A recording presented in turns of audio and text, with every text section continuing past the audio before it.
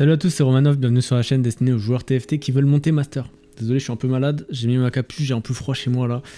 Mais je vous fais cette petite vidéo parce que il y a beaucoup de joueurs qui sont bloqués en platine à cause de 3 erreurs principales que vous ne voyez pas, qui sont un peu invisibles parce que ça concerne les fondamentaux de TFT en fait, qui sont l'économie, la gestion des items et les augmentes, bien sûr. C'est vraiment les 3 concepts les plus importants qui ne sont pas respectés quand vous jouez en platine, en tout cas pas à toutes les games, donc il va falloir essayer d'être régulier. Et pour vous expliquer tout ça dans un contexte de game, on va analyser la game d'Okipick, un joueur qui est plat 2 dans mon Discord. Les amis, n'oubliez pas de vous abonner à la chaîne, de liker la vidéo, c'est important pour le référencement, ça m'encourage pour mon travail, merci beaucoup. Donc c'est parti. On est sur la map Garen qui donne une unité 2 étoiles à 2 PO directement dès le début. Donc on va voir, dans l'idée on veut des champions qui sont méta. Bon, Graves, pas de chance, c'est un champion qui est pas trop méta. Mais là sur cette map, je dirais que si t'as un bon perso et si t'as un bon item à lui mettre dessus, c'est bien de pouvoir avancer grâce à lui. Maintenant Graves, il rentre pas dans les compos, il rentre un petit peu dans Golden Ox qui a été un petit peu nerf, qui est pas facile à jouer. Je vous recommande pas forcément si vous êtes platine. Donc là l'idée ça va juste être déjà de prendre les persos qui sont un peu méta, par exemple Mundo qui est très bien, qui va avec Seraphine. Voilà, ça c'est bien ce que je vois. Oui, très bien, Alistar Mundo, en plus ça donne Golden Ox, pourquoi pas. Là il scoute un petit peu, il prend l'info, il regarde quels persos ont touché ses adversaires. J'ai vu un Echo, pour le coup qui est très bien, ça permet d'aller vers Street Demon qui est très méta en ce moment. S'il y a bien une compo que vous devrez jouer, c'est celle-là. Que vous devez jouer.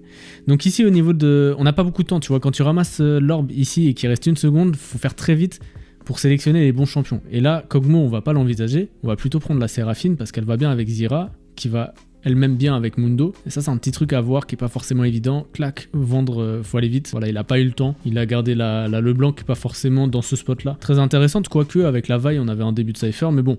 Je recommande pas non plus. En platine, moi je vous conseille d'avoir des plans de jeu simples, de prendre 2-3 compos méta et qui sont assez simples à jouer. Par exemple, Street Demon, c'est facile à jouer. Sinon, il y a TF qui est très forte en reroll, mais là, faut avoir le spot. Donc, il pose un board qui est très cohérent. Hein. On a les 2 bagarreurs. Pour l'instant, ça va. Il y a des petites imprécisions, on va dire, mais c'est pas ça qui le bloque en platine. Là, par exemple, on peut pas faire d'économie, on peut pas faire le palier. Donc, il n'y a pas forcément besoin de vendre des champions. On peut acheter si on veut pour avoir plus d'options. Pas grand chose à dire pour l'instant. C'est ici que ça va être intéressant parce que le start, ça va vraiment déterminer la direction de votre game et c'est là où les choix sont les plus importants. Donc à gauche, on a une augmente qui est hackée de type, si j'ose dire. En gros, c'est forcément un trait qui va être boosté, ça peut vous donner un emblème ou un truc qui vous donne une direction en fait. Donc c'est vraiment bien de chercher une augmente qui est forte là-dedans en première intention plutôt que d'aller jouer une augmente normale entre guillemets. En plus ça vous donne 2 gold. Il a refusé l'emblème de tireur qui est pas un mauvais emblème, c'est juste que tout de suite là, il peut slam quoi comme item? C'est ça qu'il faut regarder pour avoir la direction.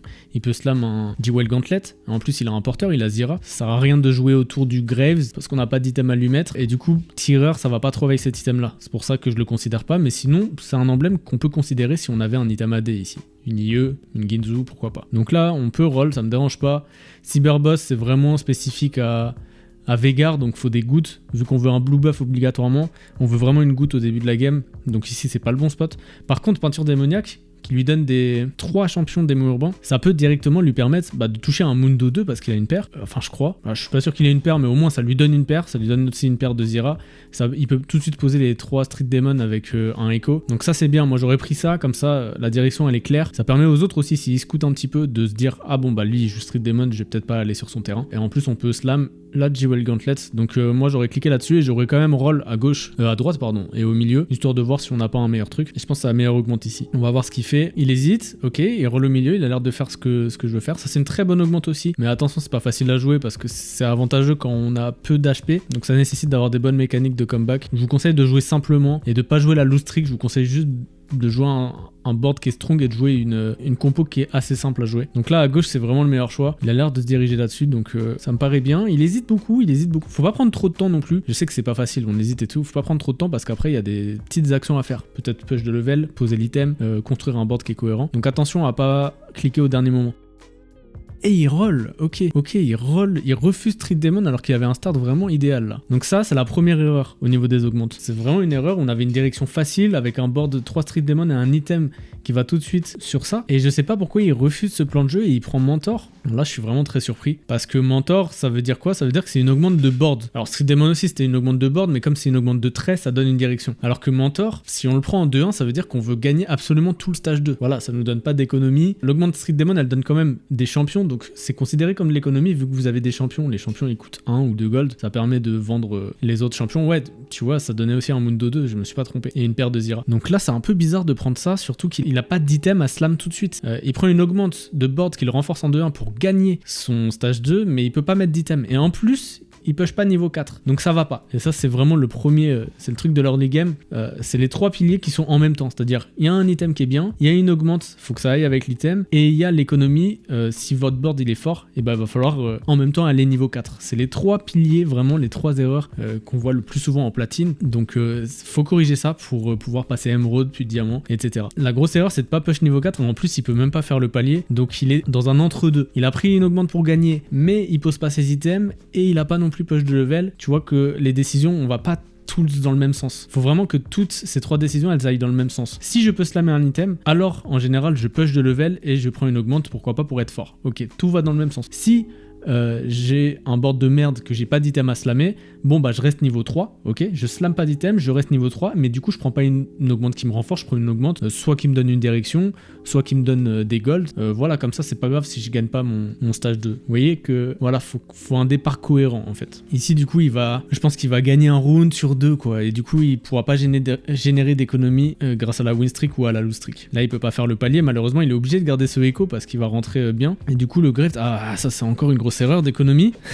parce que là ils vont, waouh, déjà c'est trop tard. Je suis même pas sûr que ça soit... Bon, je suis pas sûr, peut-être qu'il l'a fait au dernier moment, mais du coup, il a vendu Zyra. Et la paire d'Alistar, ça c'est un truc qu'on veut absolument pas faire. Tu peux pas sacrifier une paire qui va pouvoir te renforcer. Ça c'est un problème d'économie. Tu peux pas sacrifier une paire d'un champion qui va pouvoir te renforcer s'il y a un Alistar qui tombe dans le shop. Et même Zyra, là, il a refusé en fait d'avoir Zyra 2. Du coup, il s'est affaibli pour 1 gold. Or, quand t'es en win streak, là, il a gagné son premier round, tu veux essayer de gagner tout le reste. Donc, tu veux favoriser le fait d'être fort, d'avoir un board fort. Donc tu veux garder tes paires, quitte à pas avoir un gold.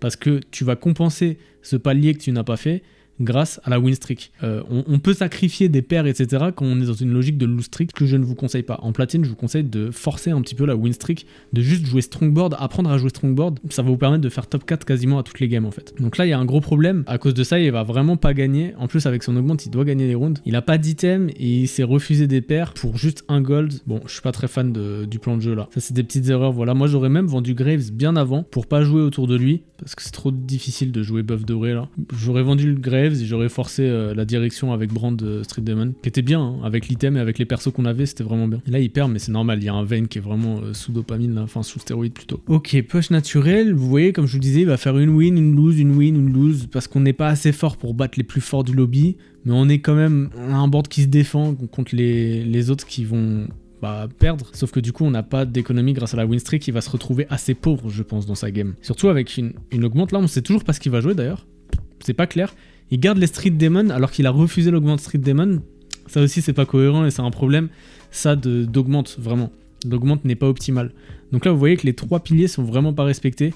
Il y a l'économie qui est très bancale, il y a l'augmente qui va pas trop avec son plan de jeu, on comprend pas trop ce qu'il fait, ça c'est une augmente qu'on aime bien pour les rerolls, et il y a les items, il a slam aucun item, du coup c'est pas clair, ce start il est pas clair. Et là encore une fois, il a pas pu faire le palier, et là quand t'as ni de win streak ni de lose streak et que tu fais en plus pas tes paliers, ton économie elle est ruinée et tu perds vraiment beaucoup de gold. Et comparé à tes adversaires, si eux ils gèrent bien leur économie, tu vas être dans la merde.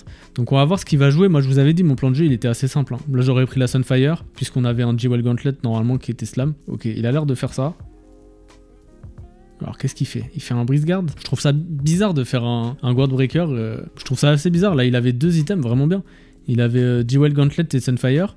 Et du coup au niveau de de sa gestion des items, qui est un pilier TFT qui est pas respecté ici, il se retrouve avec 2 moitiés d'items, alors qu'il aurait très bien pu faire des items complets, 2 items complets. Il scoute un petit peu pour voir... Par contre, il utilise bien son augmente pour le coup, parce qu'il a mis son Mordekaiser au détriment du palier de tout à l'heure. À voir. Ouais, le Graves... Quand même, il clean un petit peu, mais c'est pas assez strong. Malheureusement, on tombe contre un niveau 5. Après, c'est pas une erreur de pas avoir push de level. Le niveau 5, vous voyez là, il a 0 gold. Donc lui, il est même pas en win streak, parce qu'il a perdu... Il a perdu un peu d'HP tantôt là. Ça c'est très mauvais en termes d'économie. Mieux vaut avoir 30 gold ici. Ok, donc là il a Zyra 2. Il s'est un peu ralenti, hein. Il aurait pu l'avoir plus tôt vu qu'il a vendu une Zyra comme je vous disais tout à l'heure. Il a Zyra 2 mais du coup elle profite pas de l'augmente. L'augmente en fait elle booste grâce à un perso qui coûte plus cher. Elle booste les persos qui sont collés et qui coûte moins cher. En gros, un 3 cost, ça va booster, tu vois, le 2 cost et le 1 cost. Du coup, Zyra, elle profite pas du boost. Il aurait fallu se placer pour faire en sorte que Graves, il touche Zyra, faire un petit bloc en bas à gauche, en fait, pour que tout le monde profite du boost, tu vois. Bon, là, on tombe encore contre un niveau 5 d'e-gold, donc il va certainement pas gagner. Et là, voilà, on a un item complet et 2 items. C'est sous-optimal, en fait. On pourrait être beaucoup plus fort. En fait, on aurait pu gagner. Ah bah, il va gagner quand même. Ok. My bad. J'ai sous-estimé son board. Mais ça reste quand même sous-optimal. On aurait pu mieux optimiser ce board avec 2 items complets. Le mort 2, c'est une erreur dans le sens où ça coûte cher, ça lui a coûté un palier quand on était à 17 gold, donc en termes d'économie, c'est un peu pas optimal, on va dire, surtout qu'on avait le Mundo qui marchait bien. Par contre, ça lui permet de booster ses unités. Et surtout son Graves en fait, qui est son carry. Donc je comprends la décision, mais en même temps, il est pas en win streak. Il n'y a rien qui est très cohérent. Comme je vous disais, il faut aller dans le même sens. Soit tu veux tout gagner, soit tu veux tout perdre. Là, les décisions, elles vont pas ensemble en fait. Il n'y a pas tout qui s'embrique parfaitement logiquement. Donc c'est ça qu'il va falloir améliorer. Ok, il push de level tout de suite. C'est un peu bizarre. J'aurais pas push tout de suite là parce que on aurait pu faire le palier. Regarde, tu vends le Rengar ou tu vends un Mordekaiser et tu tombes à 50 gold et tu push après. Là c'est bizarre, là t'as perdu un gold for fun, surtout que le mort 2, je sais pas si on va le jouer, il coûte un peu cher, le Rengar on n'est pas obligé de le jouer tout de suite, t'as déjà les 3 Street Demon ici, ok tu vas jouer Street Demon mais t'as pas besoin de le jouer tout de suite, c'est pas ton carry principal, donc tu peux le vendre et faire le palier.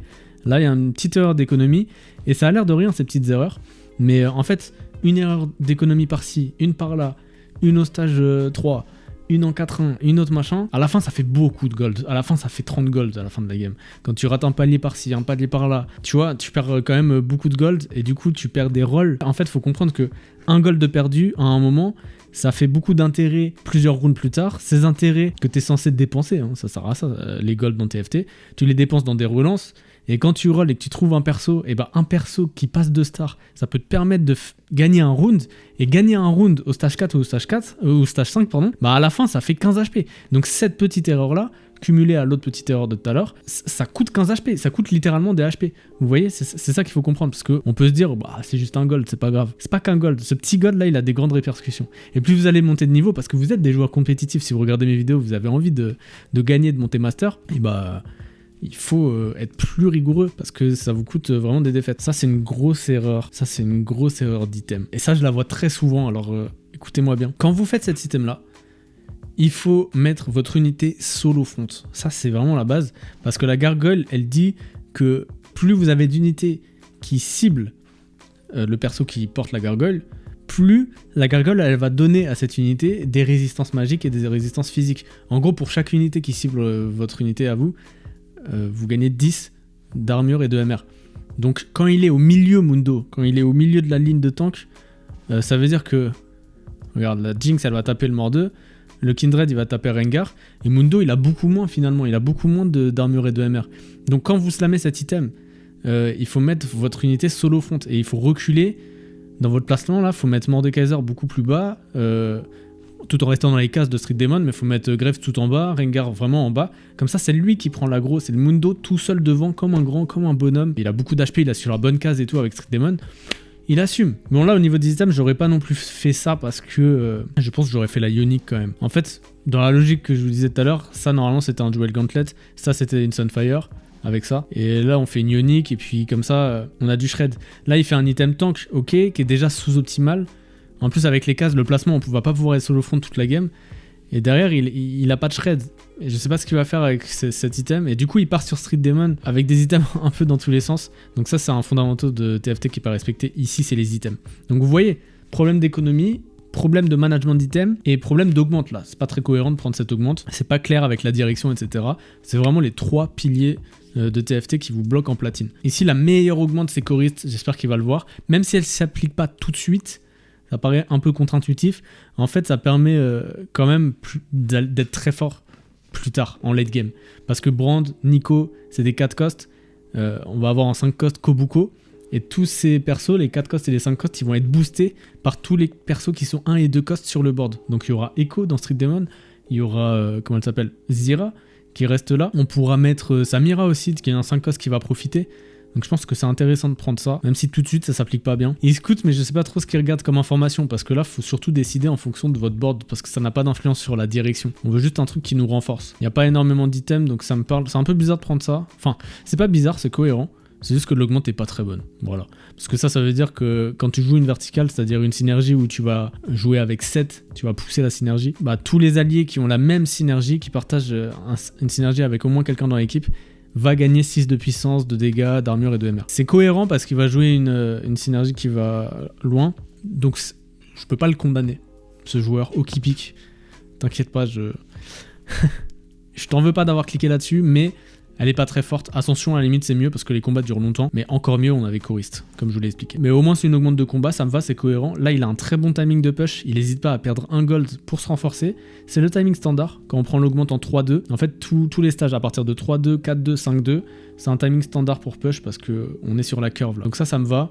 Il y a juste le placement, ok, du coup il fait le rabadon. Il le fait pas, ok. Mais là, le rabadon, il était bien, moi ça me choquait pas de le prendre. Peut-être qu'il a vu qu'il gagnait le round, donc il avait pas besoin de slam, ça me va aussi. C'est cohérent, qu'est-ce qu'il a fait? Il a vendu ses... Il fait un peu des petits mouvements de panique au qui pique. Attention à pas boire trop de badois, parce que là tu vends tout au dernier moment pour faire 0 gold, c'est assez hilarant. Non, on se moque pas, hein. Il est là pour apprendre. Mais regarde. Il vend tout dans un élan de panique.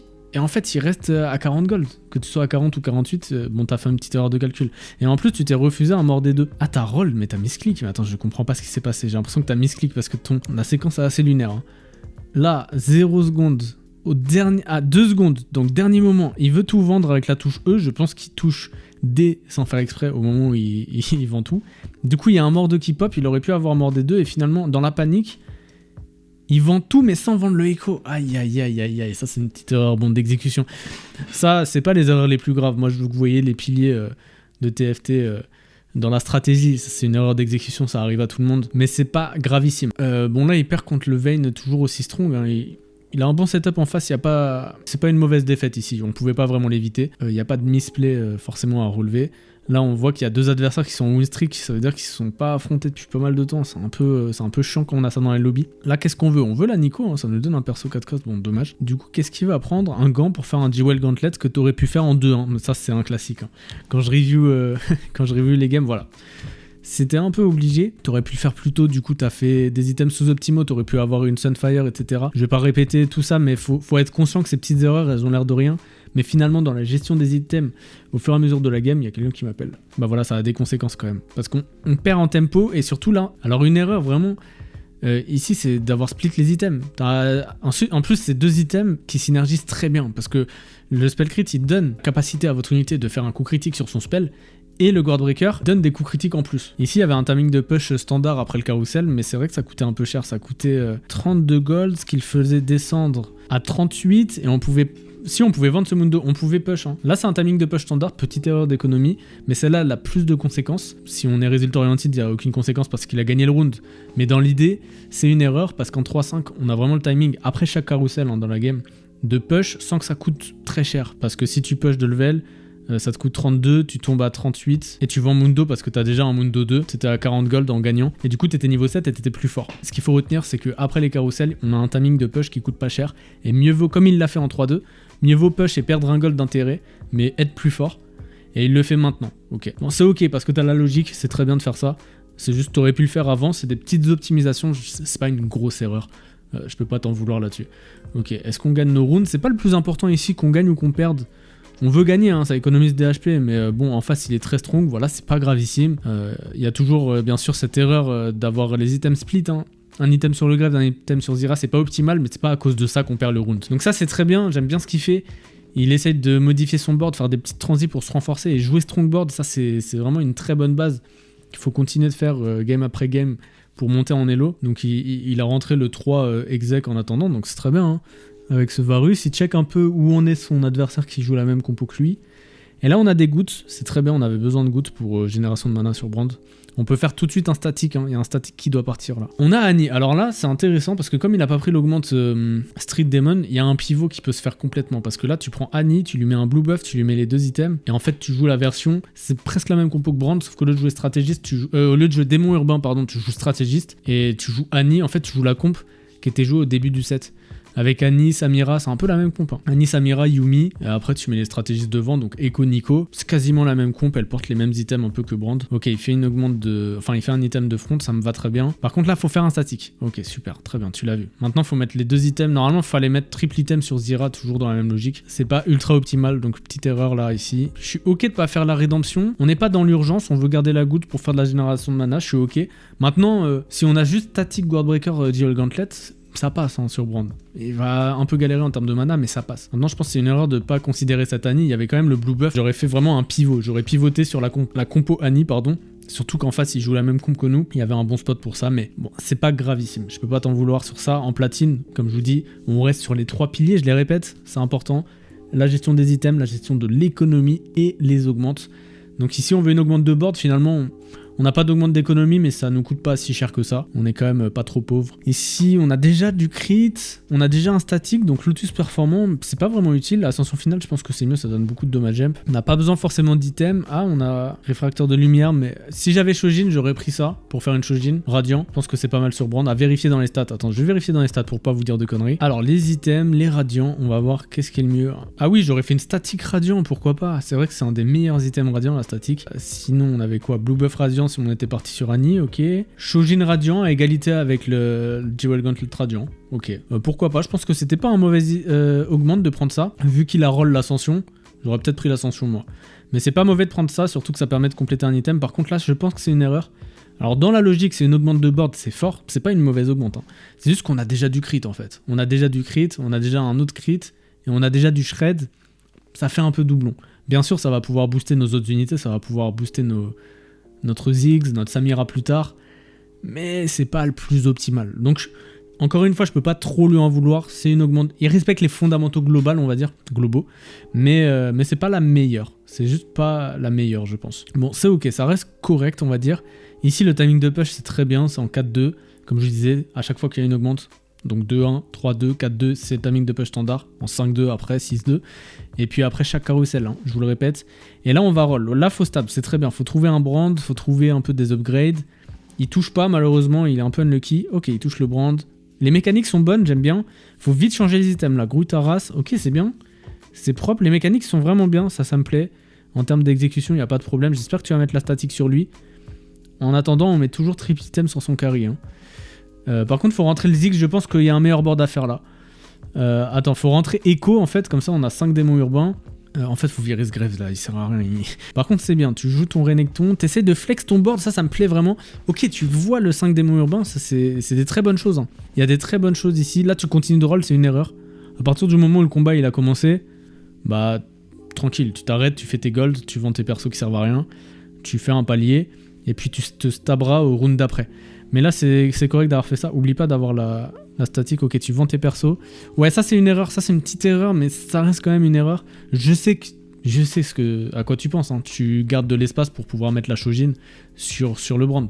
Bien sûr. Mais en attendant, c'est quand même mieux d'avoir triple item sur ton carry. Parce que même si statique, c'est un item pour carry secondaire. Enfin, c'est un item d'utilitaire, pardon. Ça va quand même donner de la starting mana à ton brand et un petit peu d'attaque speed, c'est pas négligeable. On aime bien avoir triple item sur son carry. Donc là, t'affrontes un peu ton miroir. Sauf qu'il a des augmentes de fou furieux. C'est pas très grave cette défaite, mais c'est juste mauvais timing, pas de chance. T'hésites entre lui et Ziggs, je pense que Ziggs est mieux. Hein. Ok, je vois pas trop l'intérêt du Renekton, il a rien, il apporte rien. Il a pas bastion. Ici, ok, on a bourreau et surtout un 2 star, c'est bien. Là, tu continues de roll pour stab, ça me plaît. Tout ce que je vois, ça me plaît. Très bien. Oula, attends, qu'est-ce que t'as fait? Alors là, la petite erreur, je dirais que c'est laisser le Rengar 1 et pour pas mettre Jinx 2. Mais bon, t'as pas eu beaucoup de temps, je peux pas t'en vouloir non plus. Les mécaniques sont quand même pas mal. Donc vous voyez là, tout ça, à partir de ce moment-là, en fait, on est en late game. C'est là qu'on va voir toutes les conséquences des erreurs précédentes. Les erreurs d'économie, les erreurs d'item, tu vois, d'avoir pas triple item sur brand, ça peut coûter, dans des rounds serrés comme ça peut coûter une défaite. Pour l'instant, ça va. Donc là, on va essayer de chercher la Shojin. Bien sûr, tu l'as pas. Je dis bien sûr parce que t'as pas la prio. Par contre, là, c'était bien de prendre l'adaptive. Tu vois, si t'as pas Shojin, c'est pas grave, tu peux jouer adaptive. Hein, ça génère de la mana, c'est un peu moins optimal. Mais tu préfères avoir triple item sur brand. Après, je comprends, tu joues le Zac, ok. Tu vois la Jinx, très bien. T'as juste pas eu le temps tout à l'heure, mais au moins tu vois le concept, donc ça me plaît. Ça c'est cool. Maintenant, peut-être faut foutre les items. Ah mais t'as plus de remover. Aïe aïe aïe, t'as plus de remover, t'as utilisé trop de remover. Ah ouais, t'as viré la statique de Zyra. Je pense que t'as utilisé un remover pour rien là. Bien sûr c'est mieux sur Ziggs, mais le truc c'est que t'as toujours un Mundo qui a que 2 items, tu manques un peu de tank en fait. Mieux vaut mettre les items sur Echo et garder la statique sur Zyra plutôt que mettre sur Ziggs. Ça c'est une erreur qui coûte un peu plus cher que d'autres. Par contre pourquoi tu fais... Ah ok c'est bon, tu fais la Sunfire. J'ai une petite frayeur mais c'est bon, tu fais le bon move. Il est un peu bizarre ce Jarvan, mais comme il est 2, bah, ça permet quand même de tanker un peu, même s'il n'a pas Vanguard. Ça donne bourreau, c'est anecdotique. Mais bon, ça donne bourreau à Mundo. On est quand même strong, on va réussir à battre ce Fiddle, je pense. Ok, c'est un peu close, mais ça passe. En plus, tu tues, donc c'est très bien. Et ici, en fait, on n'a juste pas Nico, donc c'est un peu chiant. On n'a pas Nico, mais est-ce qu'on doit roll juste pour Nico? C'est très bien de voir ça. Alors là, c'est super. Cette transi, elle est très bien, non? Oui. Parfait, bravo. Je pense qu'ici, il faut pas roll. Faut pas roll parce que t'as même pas perdu tes rounds. Et même si t'as pas Nico... t'es quand même stable, t'as quand même un board qui a de la gueule. Donc moi j'aurais pas roll, t'as 60 HP en plus, t'es pas dans l'urgence.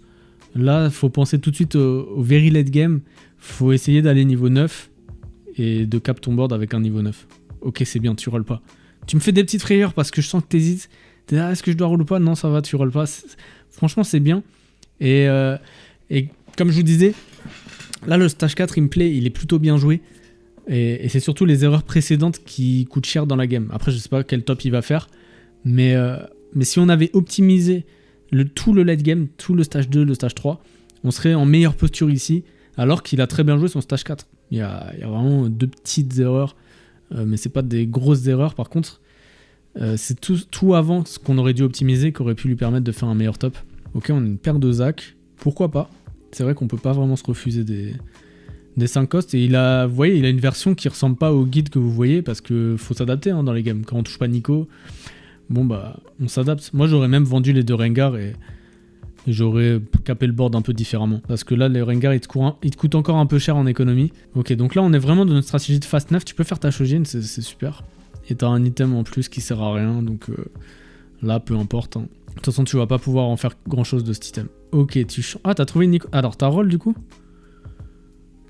J'ai pas tout vu en même temps, je remets... Ouais, tu rolls un peu. Ok, t'assures la Nico, je pense. Alors là, par contre, là, à la limite... Alors là, faut rentrer des mots urbains. Des 7. Là, tant pis pour le Zac, je pense. Je pense tant pis pour ces deux-là.